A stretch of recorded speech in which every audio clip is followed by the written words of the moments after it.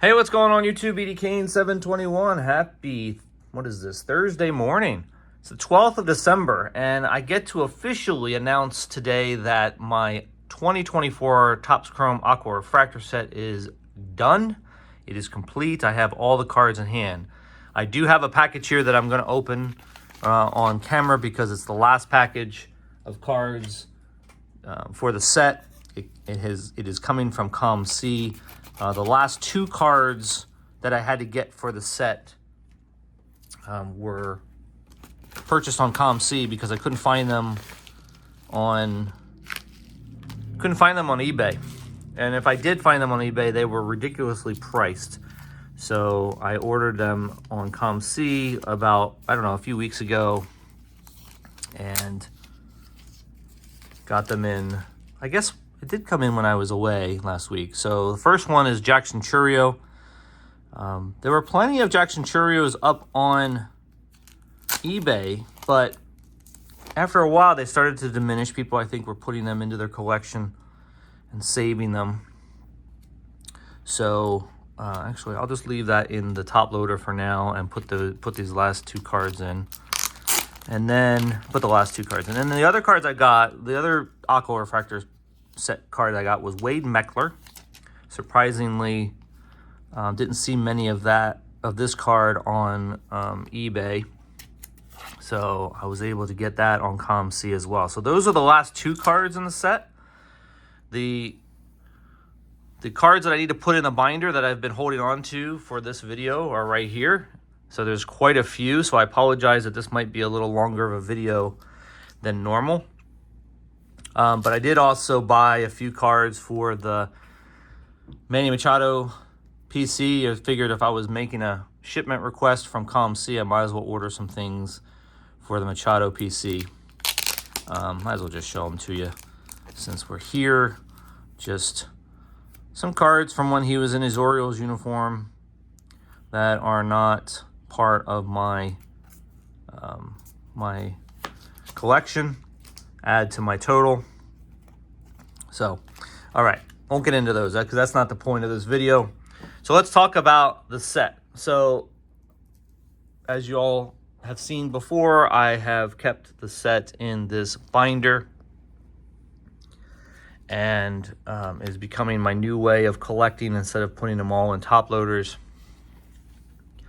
So what I'm going to do is kind of go through the set a little bit while I'm putting the cards in and talk to you about how it went for me.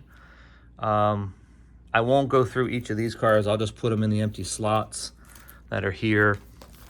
I know in this pile of cards that I have some duplicates because, unfortunately for me, every once in a while I have a lapse in judgment and my brain misfires and I order or buy a card that I already have, or maybe I didn't mark it down as acquired and I think I need it. So I would say to all of you out there that, you know, when you're doing this sort of thing, if you're doing this sort of thing, to really pay attention to your list and keep them up to date as much as possible. Okay, so number 22 is Wade Meckler. So let's go ahead and get him in there. He's not coming out with the penny saver or penny sleeve. Let's go ahead and the penny sleeve broke apart. So let me grab one from my little stash here. If I could find it real quick. That way I can replace it. I like to have the penny sleeve on the card before it goes into the binder here. All right. Keeps it nice and snug in there. We got 28. All right, so what are we talking about as far as the stats on this wonderful project of mine? There are 300 cards And I primarily bought these cards on eBay. I will say that some cards came in the form of trades or in the form of gifts that other collectors had sent me to help with completing the set. Of course, that's unbelievable, as you can imagine, just so generous, my people. So 300 cards. The statistics that I've been keeping include shipping, and I spent a total of $2,489 and some change on the set. Now that probably sounds like a lot to a lot of you out there. And maybe it should have been one of those things. Maybe it's a discussion for a later time on the better use of that money in the hobby. I probably could have bought a nice vintage card of a Hall of Famer, and the value would have been the same and maybe held its own for the upcoming years. But that's not what my goal was. So spent $2,489, which means in the end I averaged about $8.30 a card. And again, that includes shipping for any of the cards that I got on eBay or anywhere else. The only place that I don't include shipping is with ComC, because ComC charges you a flat rate of about $5 or $6 to ship the cards, and I try to buy as many as I can at ComC. So there's my first duplicate, by the way. I try to buy as many as I can on ComC to reduce that shipping cost per card, and then in the end it ends up becoming negligible. So I don't count it. So you might say it's maybe another couple of dollars on top of the cost that I just mentioned, but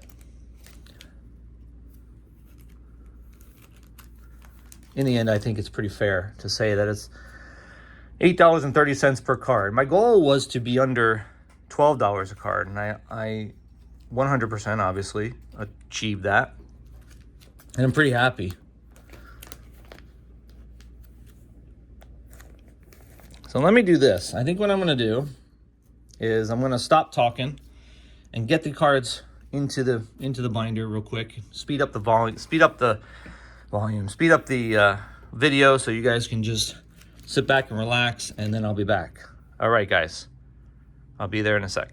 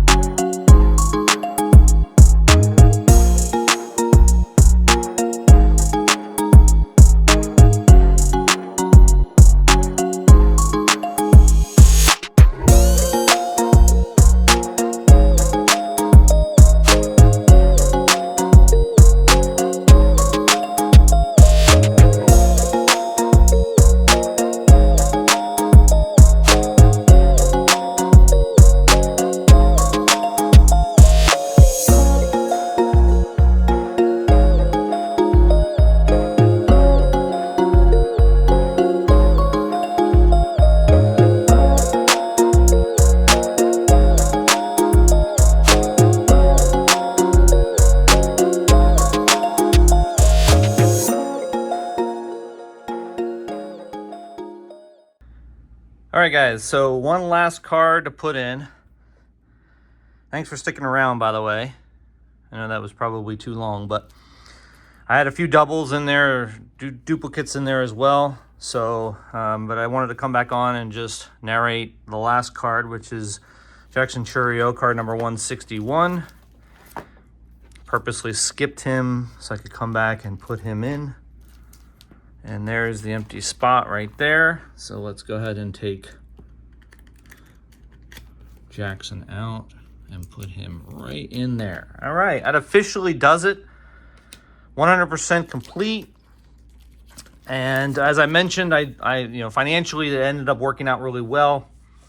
I didn't spend that much on cards under $10. I averaged $4.50 on cards that were listed under $10, which is fantastic. I was expecting that number to be much higher. And then cards over $10, I only paid about $38 a card. So ended up not as expensive as I thought the set would be. With 300 cards in the checklist, I thought I'd spend a lot more money than I have in the past.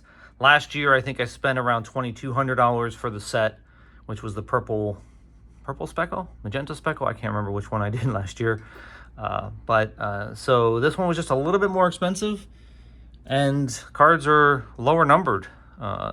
This is the lowest numbered set I have recently. I've done sets in the past that were numbered out of 100, and I have one set I think that was numbered out of 75 back in the day, but had a lot of fun doing it. It's a grind, guys. It is a total grind putting this set together, and I highly recommend it, though, for anybody that loves to collect sets. If you're willing to put the time in, spend a little bit more money than you normally would on a base set or an insert set, these are a lot of fun to collect and very satisfying when you get to the end. So hopefully the rookie class in this set will do well in the coming years, and I can look back and see some value here. Of course, you'll have your Hall of Famers eventually in here, but it's all about the rookie cards, right? So extremely happy. I think the biggest challenge I had with this set was coming to grips with some of the players that I had to buy but really didn't believe in, and paid a little bit more money than I had to for them. But you have to understand that as a set collector, it comes down to the total price. It's not about the price you're paying per card or per player. If you're going to spend a little bit more on a player or on a card, you can make up for it by buying something else at a much cheaper price. There are plenty of cards in here that I bought at really, really inexpensive prices, and that just averaged out the cards that I spent more than I should have. So awesome that they're all together. Looks great in the binder. I'm not a big fan of these pages. These pages came with those binders I bought on Amazon, so I might, next year, I think I'm going to try a different type of page, a little bit more stability to them. These are very flimsy pages, so I think there's other ones out there that are a little bit sturdier, so I will probably go for those. Thanks for coming along with me on this journey. Appreciate everybody watching and sharing in this adventure with me. I've had a pleasure doing it, and I'm looking forward already to next year, which will probably be the same time of year, around August time frame. We'll get back into another one. All right, guys, have a great rest of your week, and I will talk to you soon. See ya.